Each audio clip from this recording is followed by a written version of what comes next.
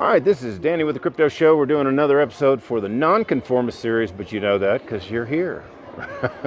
And I'm here in Monerotopia in Mexico City with Cangrejo.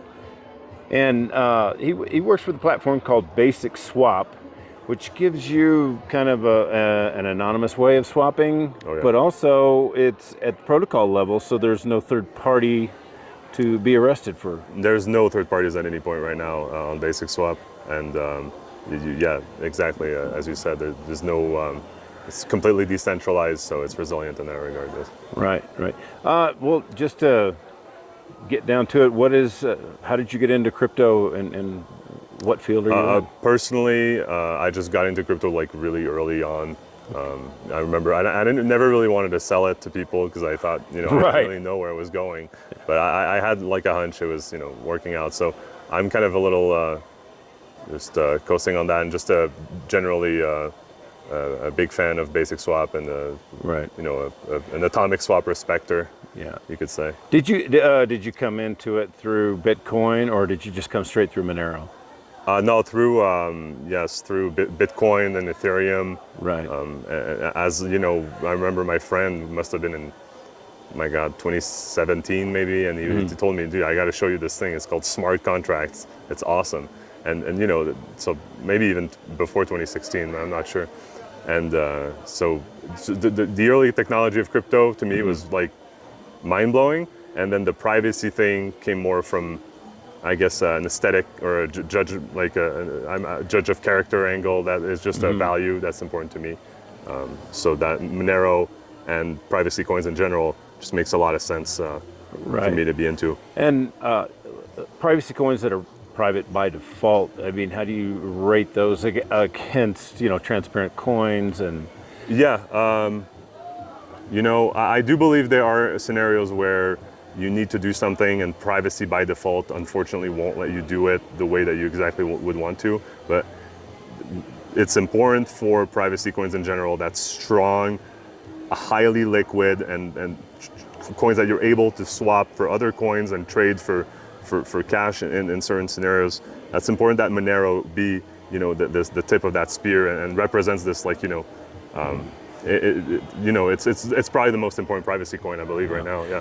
Before I get into how Basic Swap works and everything, there's so many examples of like Tornado Cash and Bitcoin Fog and all these others that act as this third party, and that makes them the target, and they're paying the price for that, even though they have no intention of actually money laundering for anybody. They're just providing a service, and they don't know what's going on. That's true, and you don't want to rock the boat too much if you're doing that kind of stuff. So keep it on the DL maybe.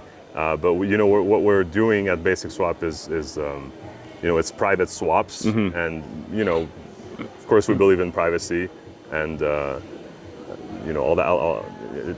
Sometimes that means you have political positions and pragmatic positions with regards to your project that can eventually get into some legal trouble with one jurisdiction or another.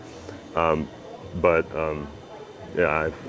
had a broader point. I forgot what it was. With these mixers, and legal entities coming after all these different mixers and getting them for money laundering, how long do you think it'll be before they decide the people who use those mixers are now the target? And do you feel like it's a danger for people to be using mixers? I don't know. Well, I wouldn't say it's a danger for people to be using mixers. I think there's a scale of how draconian a state can be, and its aggressive and unrelenting suppression of privacy and finance. But I don't think it will get to the point that it has to somehow be able to also pass as the good guy. And if you start taking legal actions against people that just simply used it, I think that's beyond the pale politically right now.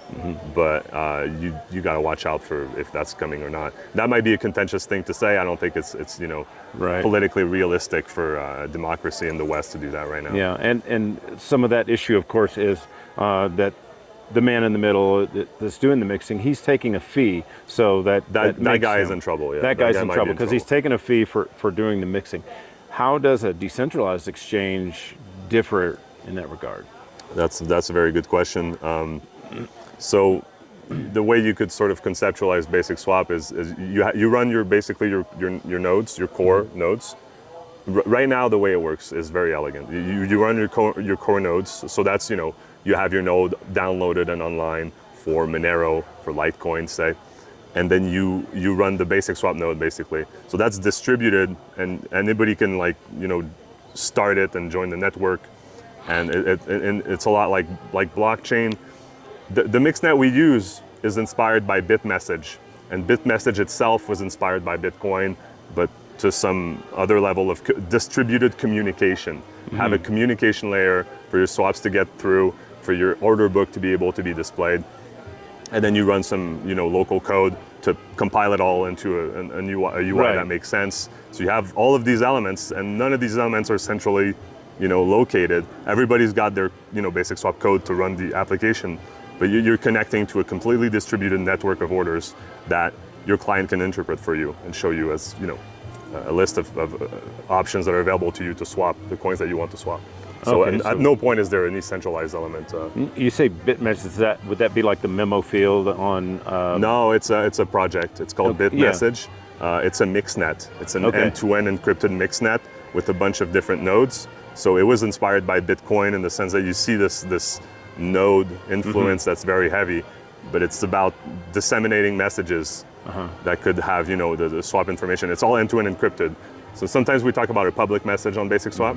That's public by virtue of you and everybody else having the decryption key for it. Okay. So the whole thing is encrypted end-to-end the whole time. How does basic swap? Does basic swap take a fee on that? No. No. Okay. So Completely it's just- unmonetized. All right. Yeah, Oh, yeah. so it's just a Yes, it's an open source unmonetized project for XMR and other privacy coins to be able to have some resilience in the face of coin delistings and stuff like that. That's really Awesome. truly how I personally see it. Yes. So, what are kind of some of the nuts and bolts under how that does work? And for that, I would recommend to you and people watching. We had a talk about a year ago at Monerocon. Yeah. This went more in depth about how atomic swaps in basic swap function, Right. and sort of the history of atomic swaps. So through which you could see the difference between an HTLC swap, which sometimes people, they hear atomic swap, they think of an HTLC swap. We contend, and it's a popular thing to believe that adapter signatures are also an example of atomic swaps, and it should not be thought of. The atomic swap term should encompass not only HTLC swaps but also adapter signature swaps, because they don't have the same levels of privacy and they don't have the same levels of anonymity when you conduct these transactions. And sometimes people hear atomic swaps and they think of this less anonymous, less private, Right. more obviously a swap type of scenario. But adapter signature swaps do not have that issue at all, and they're by virtue of how they work, they're atomic swaps. So that's big underlying aspect of basic swap itself on the back end, which we talked about more extensively in Prague last year, and also this mixnet that I was talking about. Right. How does Particle play a part in basic swap, or is that? They're basically just devs from the Particle project that, Oh, that okay, branched so- out to make basic swap. But Particle was, it was always about like decentralized apps. It wasn't really about the Particle Right. coin or the Particle marketplaces. We have different decentralized apps, but certainly basic swap's taken a life on its own by now. Okay. The CCS was passed by a Monero community member, who's very passionate and is contributing heavily to Yeah. the project. The more decentralized we can get this thing, in our view, the better. I'm not very technical, so I couldn't really explain this, but I was told by a dev who understands it more that basic swap is actually far more private if you're using privacy coins, because it leaks less data, whereas Yes. something like atomic swap, say for Zcash forks An and Pirate or HTLC whatever, swap, I think is they what you're thinking of. have to release some sort of transparent data. Yes. There's transparent data that needs to be transmitted in order for them to complete the swap, but this doesn't take place. I think we're with talking basic. about a particular exchange that I also had conversations about, but I'm not too sure what it is, so I don't want to. Well, I think Fyro uses it, and Okay. Atomic Dex, I guess. Okay, Komodo. Yeah, Komodo's Okay. and Fyro That's is using that what I believe. technology. The thing, and honestly, I don't want to speak too much on those particular ways of doing swaps because I'm not honestly too familiar with them.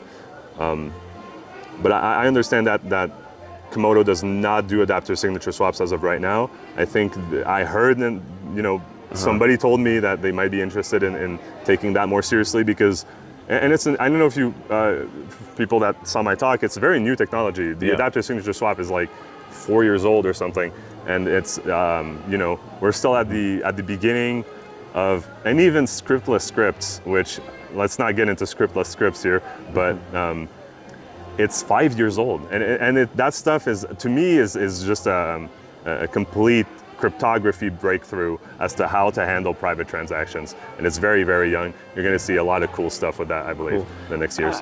How would you describe adjuster signatures for adapter signatures? Yeah, adapter signatures. Excuse me. They're pretty complicated.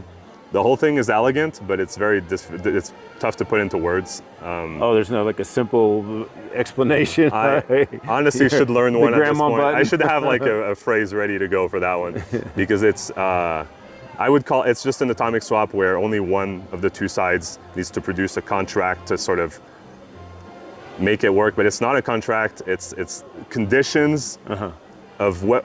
The conditions for what you're doing basically ends up making sense. But it's not like a smart contract language, and it's just you're putting all these pieces together yourself as man, and you're setting it up to function as an adapter, as an atomic swap. So it's not, what's important basically to keep here, to remember is it's not based on a smart contract explicit language. It's more about the steps you make to make this swap happen in the end. Let's say you took Monero or something and you wrapped it with Ethereum. What does that do to its anonymity? So I wrapped Monero? Yeah, like if you wrap Zcash or you wrap Monero. If you wrap something in Ethereum, are you exposing data that you shouldn't be exposing?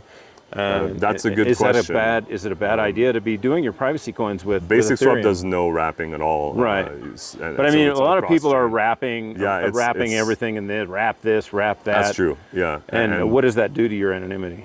I have no idea, to be completely honest with you. I've never dealt with wrapped coins, and I've just never... Me either. I've never wrapped nothing. I've never wrapped, I've never de-wrapped. I come from sort of the old school, like when Bitcoin was in, Silk Road was still up, Right. And eventually Ethereum, which was to us like, oh wow, okay, the smart contract, that's very interesting. But wrapped assets is out of my department. I didn't catch up. It's like how kids have new slang these days. Yeah. Don't really know how to follow up on it. It's pretty much. Hopefully the Xano guys will come up with something, some kind of EVM that can be done on, who knows how far that can go. I concur, yes. Yeah, that will be very interesting. Where can people learn more about Basic Swap, and how easy is it to use? You can learn more like right away on basicswapdex.com, and it has some tutorials. We're sort of revamping the YouTube right now. It's not out yet, but there's already a lot of YouTube tutorials and stuff like that directly on the Particle YouTube.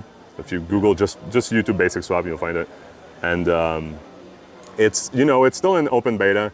It's been in open beta for a moment, and as you know, and as we discussed the CCS stuff, we're looking at heavy development to bring Basic Swap to a Basic Swap 1.0. Right. And we're at the core of it right now. The CCS has been up for about 2 or 3 months. The first months were a lot of bug fixes and API fixes, and as some of the examples that I've given in my talk yesterday. Yeah. There's still there's much to come, and so right now it's a pretty involved process to get it installed and to get it running. You have to download your nodes and stuff like that too, which some people, if they want to get a quick swap loop going, well, obviously you guys can't do the work for every coin. So if there's a coin community out there and they want to get development done to, how would they go about finding out about getting development done, or there's participating in that development? That's awesome. There's some basic stuff that's available on our basically the tutorial page, the one that's written down. There's some information as to how to integrate your own coin. Obviously, you'll have to study sort of how Basic Swap works, what SMSG, how does it, that mixnet that orchestrates the whole thing, how that works. Some stuff that you kind of have to get your head around. Then there's no quick guide really for it. But you know, we've had some successes recently from the Bitcoin Cash guys. Some developer involved with Bitcoin Cash coded the integration. It's about to go live. Wow Nero, offering XMR, legendary Monero contributor, did this integration for Wow Nero, and I believe Decred as well. Oh, okay. Or no, Decred. No, I'm sorry. Decred was done by the particle, by the Basic Swap development team. Okay, Decred. But we got Wow Nero and Basic Swap, Marco. and Bitcoin Cash. Marco. I believe, yeah. yes. Yeah, Marco Peerboom. Okay. Yeah. I'm sorry. Yeah. But yeah, he's a good friend of mine. It's basically, you know, or come talk to us on Element or on Discord. Not on Discord, but you know, if you have an Element thing, we have a room on Element that's bridged with Telegram. So if you have a Telegram, you can try to add us on Telegram into the Basic Swap talk room. And you know, we're there's always people to try to help other people to get on board with Basic Swap if that's, you know, they represent a coin, that's what they want. We want to see this thing get decentralized as much as it can. Yeah. Cool. And where can people follow you? Personally, just Basic Swap Dex on. Just follow Basic Swap Dex on Twitter. You know, I don't exist. Awesome. So, yeah. All right. Thanks a lot, man. Yeah. No, my pleasure.